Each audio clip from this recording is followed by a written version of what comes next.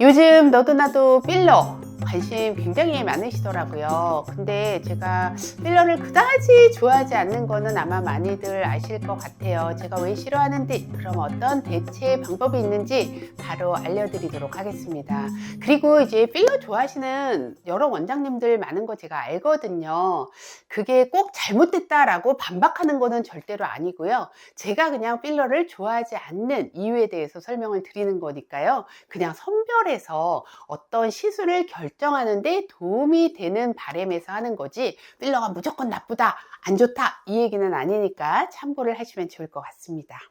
필러라는 게 무엇인지 설명을 잠깐 드려야 될 것 같은데요. 보톡스랑 헷갈려 하시는 분들 너무 많아요. 보톡스하고는 진짜 다른 거예요. 필러라는 거는 말 그대로 빈 곳을 채워 넣는 겁니다. 그러니까 내 엉덩이에 있는 지방을, 배에 있는 지방을 빼서 이 볼에다가 채우는 것도 필러고, 흔히 쓰는 히알루론산, 칼슘 필러, 뭐 하여튼 뭔가를 넣는 거는 모두 필러라고 하시면 돼요. 이제 어디다가 주로 많이 넣냐면요, 대표적인 데가 팔자주름, 마리오넷 라인, 그 다음에 뭐 콧대, 이마, 턱끝, 양볼 뭐 이런 데 되게 많이 하고요. 요즘 또 뭐 유행이 귓볼에도 넣고, 뭐 이렇게 귀를 앞으로 하는데도 뭐 필러를 넣고, 어깨, 가슴, 골반, 엉덩이 이런 데도 진짜 많이 넣는데요. 이거는 남미에서 진짜 많이 넣더라고. 엉덩이 이따만하게 빵빵해지면 동안으로 보이고 좀 육감적이고 뭐 탄력이 있어 보이고 이래서 많이들 넣는 것 같은데, 저는 뭐 그냥 그런 것 같기는 해요. 필러는 근데 진짜 조심해야 되는 이유가 있답니다. 크게 세 가지로 말씀을 드릴게요. 먼저 첫 번째, 가장 치명적인 건데요, 바로 혈관 부작용입니다. 이 물성을 보면 젤리 덩어리 같은 거라서 이게 혈관으로 들어가면 막혀버려요. 이게 보톡스하고 가장 큰 차이점입니다. 보톡스는 혈관에 들어간다고 해서 큰 사고가 나진 않거든요. 근데 필러는 덩어리이기 때문에 사고가 나면 큰 사고인 거예요. 그러니까 의사가 아무리 조심을 해도 혈관의 분포가 사람마다 다 달라요. 그래서 확률적으로 시술을 많이 하면 할수록 가능성이 높아질 수밖에 없어요. 특히 이런 혈관 사고가 잘 생기는 부위는 어디냐면요, 코끝, 여기 올리려다가 생길 수가 있고, 그 다음에 이마, 그 다음에 코 옆에 여기 있죠, 여기, 그 다음에 미간이에요. 여기는 혈관이 가지를 칠 수가 없는 곳이기 때문에 막히면 바로 조직이 쉽게 괴사가 되는 부위입니다. 그나마 작은 혈관에 들어가서 다른 혈관이 조직에 혈관 공급을 해주면 덜 치명적이지만, 큰 혈관에 들어가게 되면요, 조직이 영양 공급을 받을 수 없게 되죠. 그러면 조직이 괴사가 되는 무시무시한 결과를 초래하게 되는 겁니다. 이제 특히 이제 미간 패인데다가 시술하다가 눈으로 가는 혈관에 들어가게 되면 실명을 할 수가 있는데요. 뉴스에도 종종 나오기도 하죠. 학회에 가서 보고된 이제 케이스 같은 걸 보면 생각보다 왕왕 있는 것으로 보여요. 그러니까 어떤 시술이나 부작용은 있을 수가 있습니다.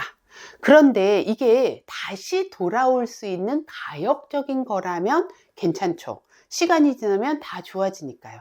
그런데 이게 비가역적이라면 그 시술은 저는 진짜 무서워요. 그래서 제가 많은 경험을 하지 않았던 개원 초기에는 그래도 꽤 많이 한 것 같은데, 시간이 지날수록 경험을 할수록 더 소심해지면서 요새는 제가 거의 안 하게 되는 것 같아요.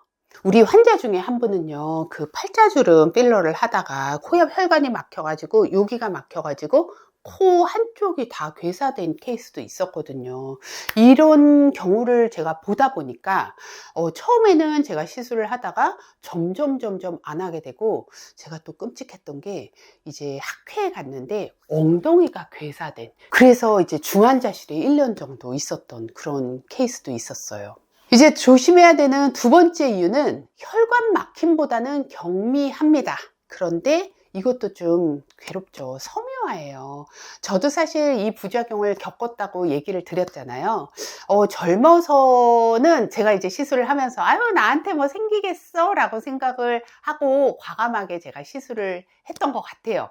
막 팔자주름도 하고 앞광대도 하고 막 그랬는데, 앞광대 부분은 상대적으로 혈관 구조물은 좀 적어요. 비교적 안전합니다. 혈관 부작용으로부터는 안전하지만 많은 환자들이요, 여기가 뭉쳐서 오는 경우가 꽤 많더라고요. 그러니까 원래는 1, 2년 정도 지나면 내 몸에서 분해돼서 없어져야지 그게 정상이긴 한데, 약간이라도 염증 반응이 생기면 섬유화가 되면서 이 덩어리가 생기고 나이가 들면서 이게 하강이 되는 느낌이에요.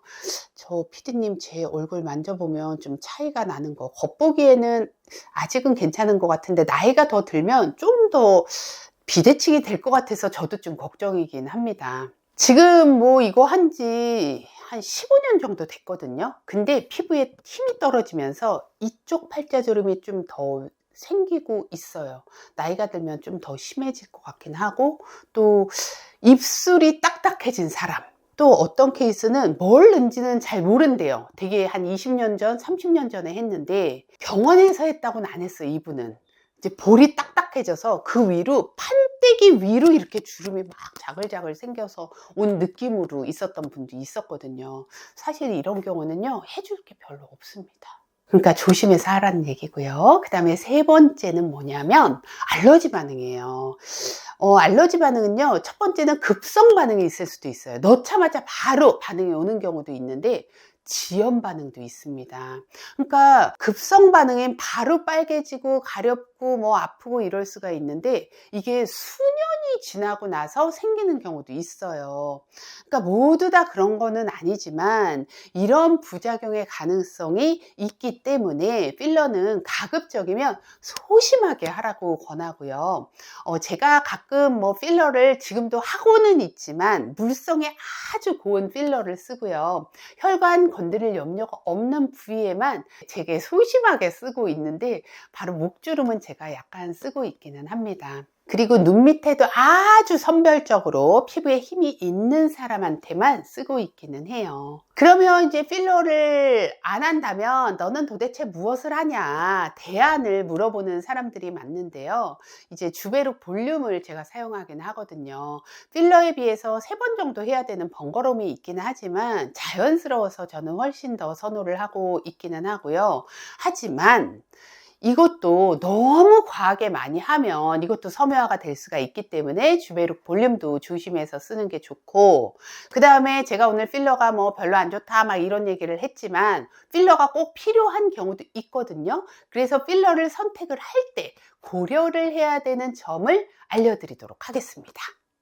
첫 번째는 필러의 종류를 잘 선정을 해야 되는데, 조금 비싸더라도 좀 오래된 역사를 가진 재료를 사용하는 게 안전할 것 같아요. 그리고 이제 두 번째는 소량을 사용하는 게 되게 중요한데, 어디를 보니까 뭐 몇 cc당 얼마 뭐 이렇게 써놓은 데가 많은데, 그런 데보다는 부위를 보고 나한테 맞춰서 적당하게 넣는 곳을 선택을 하는 게 저는 좋을 것 같아요. 그리고 가능하면 필러가 아닌 다른 방법을 좀 찾는 게 좋지 않을까라는 생각이 들기는 하고요.